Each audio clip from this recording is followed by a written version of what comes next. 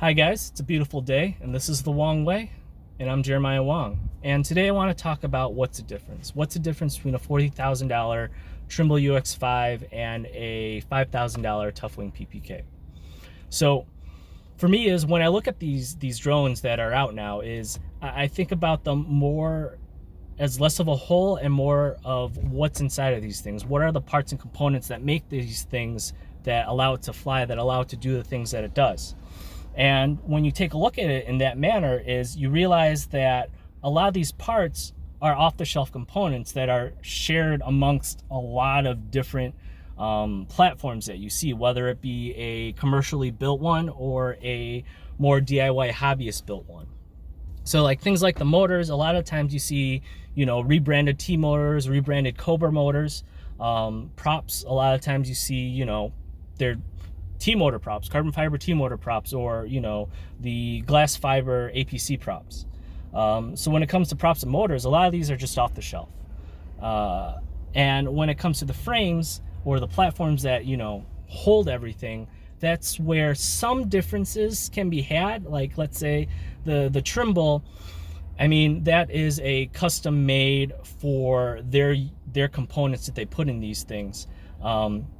But then you can always buy something that is similar, like similar to the UX5 would be a Skywalker X5 Pro, which is a purposely made mapping platform that you can buy and put your own components in. Things like batteries, I mean, all of them use either lithium ion or lithium polymer batteries. All of them are generally that I see are around 5200 milliamp 4S batteries that you use. They all generally have XT60 connectors.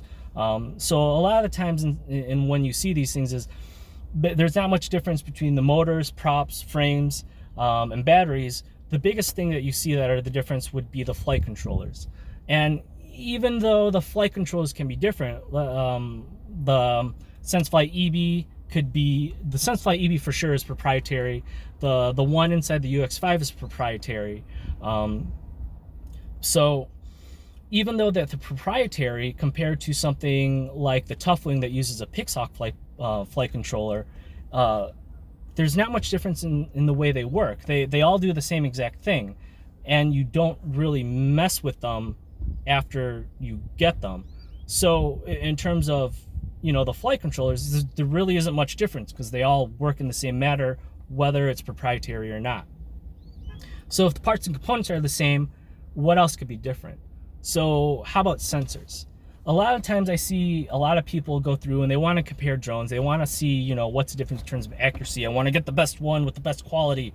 And when it comes to that is, if you look at it again on more of a component level thing, you'll see that the Trimble UX5 HP, their top of the line version, uses a off-the-shelf consumer Sony A7R or A7R2, which is, I think, their full frame 36 megapixel beast of a camera. But then you can also put that same exact camera in a Toughwing, or you can put that same exact camera in a Quest UAV Datahawk. As long as the sensors are the same, as long as you see these off-the-shelf sensors on these UAVs, if you test them at the same, the same exact sensor, the same exact conditions, the same exact flight height and everything, you're going to get the same exact product in the end because the data isn't really different. It's the same exact data. So the accuracies between these two aren't really going to vary much. The biggest thing that you see that is the difference between all of these is how integrated they are within the system that you're using. The less expensive versions, like things that use the Pixhawk, they're generally not as integrated. Like you can't change all the settings and everything within a nice app. Things like that you can't do. When things like the Phantom line, the entire Phantom line, everything's integrated. You can change the exposure, the kind of video you're taking. You can change all of that because everything's integrated and made to work together. And you don't really have that when you do a more DIY thing. But in the end, especially when it comes to things like mapping, when do you really change anything when it's in the air? You don't really touch anything. You do your flight plan, you toss it in the air, and you let it do its thing. Nothing really changes. So when it comes to those sensors, there really isn't much of a difference when you start looking at it at a component level. Especially now when there's really so many parts you can buy and only so many manufacturers that make them. So when you look at these, there really isn't much difference in the parts, there isn't much difference in the sensors, but then also you have to be looking at them in that manner too, where the platform that flies itself is completely different than the sensors themselves. You can pretty much put any sensor inside the platform itself. It doesn't matter whether it's big or little. It doesn't matter. You can put them in whatever you want. Whether or not it flies as long as, you know, a bigger drone or a smaller drone or something, that is the biggest difference. But when it comes to the parts and components, the sensors, there's not much difference between a very expensive drone and a very cheap drone. When it comes to other things, though, that could be different would be like the ground control software. So the Toughwing is a Pixhawk based and uses either, you know, Mission Planner or Q Ground Control for the ground control software, where you do your flight planning and stuff.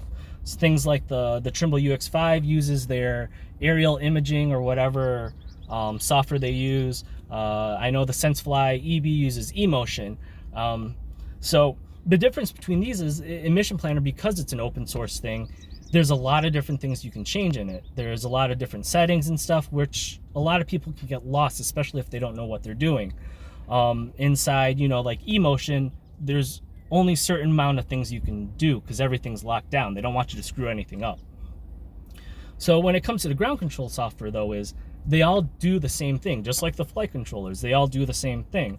But with the ground control software, all you're doing is, you know, you're drawing the box, you're telling it how high to fly, and then you're uploading it to the drone. You just let it do its thing. So when it comes to the ground control software, there really isn't much difference, especially in the use of it. So think about that. So if there isn't much difference between the parts and components or the sensors or the ground control software, what is a big difference between the two? And the biggest difference I can say would be the research and development that goes into these things. A more DIY, cheaper one is a lot of the bigger companies use specific components. They test these specific components and they ensure that it works in the platform itself. Nothing really ever changes with these things unless they find something better. But that reliability and that testing that they do is a big difference between the two. Another big difference between the two is the liability in terms of who's responsible, or not necessarily who's responsible, or what happens when something goes wrong. If I build the Toughwing and it crashes, I have to go through the telemetry logs, figure out what could be the issue. If it was, let's say, a SenseFly EB, if that thing crashes, there's nothing I could really do with it. The only thing I could really do is pull logs off, send it out, or just take the entire unit and ship it out to SenseFly for them to take a look at it and repair.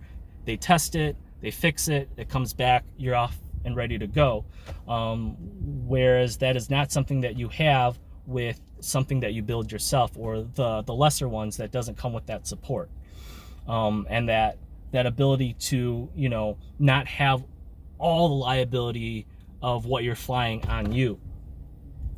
And that is something that is really important to think about, because for me, is coming from the hobby world, I could never, especially in the beginning, never come to a good reason why I would want to buy a $30,000 drone over a $5,000 drone, because in the end, they're exactly the same. But the more I was in this field, the more I realized that, you know, I need that support, I need that liability. I don't want to think about, you know, having to replace an ESC or a motor. I just want to get the thing shipped out, tested, and come back where I don't have to worry about things. So for me personally, is I would love to build them, but in the end, it's usually a better idea to get the more expensive platform, because there's less to think about, especially if you're not comfortable or don't have the experience in terms of doing more, you know, intense, deeper understanding of how to fix and repair and diagnose these things. So that would be the biggest difference between the two. The parts themselves, the platform itself, the sensors themselves, the software you use, there's not much difference between them. It's what you get on the back end. that really matters, and it's something that you should always take into account when looking for a drone and figuring out what you want to get. So hopefully that helps you think about things in a different way, and maybe I'll see you later again.